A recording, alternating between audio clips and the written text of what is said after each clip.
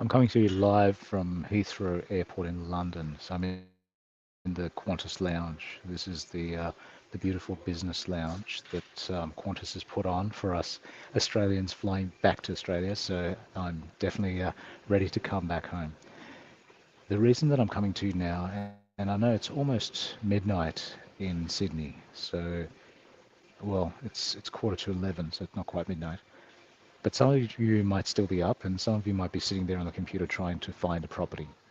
I wanted to share this because it's fresh in my mind, and I came across this today a few times. So, when you see something a few times, you realize that it's a pattern, and that I'm going to go sideways. Here we go. There you go. Take up a bit more of your take a bit more of your real estate. So when you realize that there's a few things that are going on and they're coming to you over and over, you realize that it's a pattern. And here's the thing, when you're thinking about becoming an owner, when you're renting at the moment and you've potentially been renting for a few months or even a few years, you already know where you're working, you know where your family wants to live, and you know your community. The only thing that's holding you back is making that deposit, buying the house. And sometimes it's not the price that stops you. Sometimes it's not even the suburb. You already know the suburb, you know the community, you know the network of friends. So you have this deep desire to be in a particular area that doesn't take you hours to commute.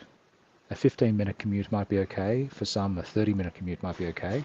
But once we're stretching to that 60 minutes each way, it's more of a decision. And then you start thinking of just changing jobs.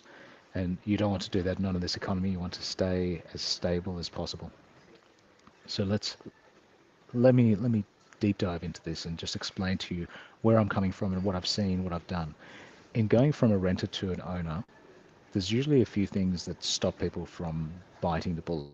They found the area they want to live in. They know the kind of apartment, the kind of unit, the kind of semi-detached dwelling, or the kind of house that they want to live in.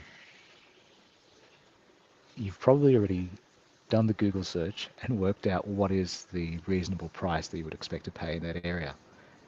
So why why isn't it a fait accompli?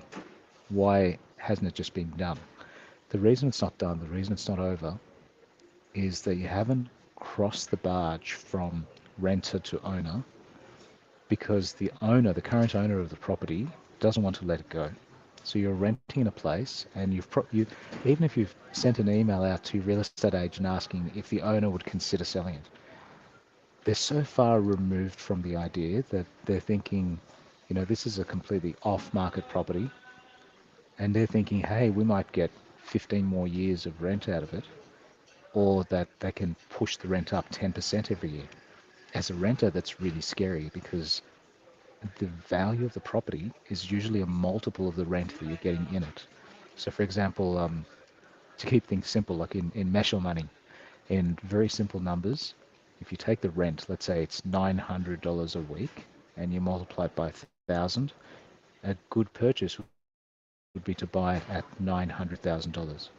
What you're finding in capital cities now is that instead of getting a good factor where you're buying something at 1,000 times the rent, it might be 2,000 times the rent. So a $1.8 million property is leased out for $900 a week. That's good when you're selling it, but not good when you're buying it. So what is going to make the owner make the decision of, yeah, like I haven't thought about it before, but since you're such a nice lady, since you're such a nice guy, we'll sell it to you. It's going to be the calculation for them. They'll think of what's the worst that's going to happen over the next 3 years. Who We've got Australian federal elections coming up. So what is the next government going to do? Are they going to keep their budget promises? Are they going to come up with a summer surprise to say, well, when we were elected, we thought the conditions were this way, but now that we've had some time to think about it, we realize that the world political situation is different, or the world economic situation is different, or whatever happens in politics, and all of a sudden promises are changed. The numbers are different. And that's happened a few times in Australia. I had the privilege of interviewing Prime Minister John Howard about the future of housing in Australia, and I'll play that over the next few days because the numbers stack up as far as we need more construction, and the the fear of not owning a house isn't as bad as not having enough houses for people to live in. And so the population that's growing from overseas, people coming in, the 465,000 people, or even the current population as it's growing, as we're finally losing the memory of lockdown, of COVID, and we're starting to become normalized with the idea of life going on, the birth rate is going up. We're seeing couples that are now choosing to get married, to have children, to increase the size of their family. So that natural growth, that organic growth that's happening, happens at a time when the construction hasn't caught up. Of all the houses that were promised, I don't think many of them were delivered. So we've still got construction happening, but we are so far behind that trying to catch up means that we're still, the next year's results come in before the last year's buildings are finished construction. So what does it mean rent to buy? There's two definitions really. The first is make a decision, put your deposit down, go to the bank, get a pre-approval, and then make your bids known. Go to auction and bid at auction. The second thing is the people that are choosing to rent first from somebody who wants to sell the property, and they're signing up for a 6 month, a 9 month, even a 12 month. I've had one person, so I've been doing this for 26 years now. I've been in property and real estate, so I've seen a lot in the last 20 odd years. What I've seen is that I've done one, which was a 5 year rent to buy. That's very unusual. But generally it's 6 months up to 12 months where the contract says you can rent, and then your rent money that you've paid counts towards your deposit of the house. So you don't need to pay rent, lose that money, and also save up for a deposit. One and the same. So by doing it the smart way, you move a lot faster.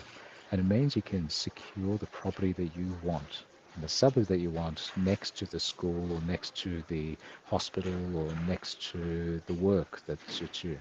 So if that's something that you're interested in and you feel like you're going to move this year, as in 2025, you might be moving from Brisbane to Sydney, or you might be relocating within the same state. But if you're making that move and you want to move and you know that being a renter isn't as good, isn't as stable, isn't as much for you as it is instability, fear-based change, and you want to get to the stability, you want to get the freedom of ownership, then start thinking like a buyer. Start thinking like an owner and think, what does the current owner want? Are they after a good price for their property? Are they after a stable person that will say something, will commit, and will show them that they're paying into their account? Because that's what a rent to buy is. It's a way for you to prove week on week or fortnight by fortnight that you're a reliable buyer for them. And so it puts their mind at ease. And there's always a chance for you to buy it earlier. So if you've put down a 12-month rent to buy and you decide to buy it after 6 months instead of after 12 months, you can always negotiate the time shorter. It's always, not always, but it's usually preferred by the owner to do it in a shorter period of time. But it opens that conversation up only if you've already had that conversation to start off with, which means you need to decide what suburb you're going to buy in and what type of property. Is it a house? Is it a unit? Etc. If you need help, reach out. That's what I do day in and day out. That's my full-time job. But that's what a buyer's agent does. A buyer's agent helps you find those things you haven't thought about and get the deal across the line. Turn it from a hypothetical into a real. So I wanted to share that with you, and I know it's late at night in Sydney, and I'm in London about to fly to Singapore first and then Sydney. So I'll see you guys on the other side.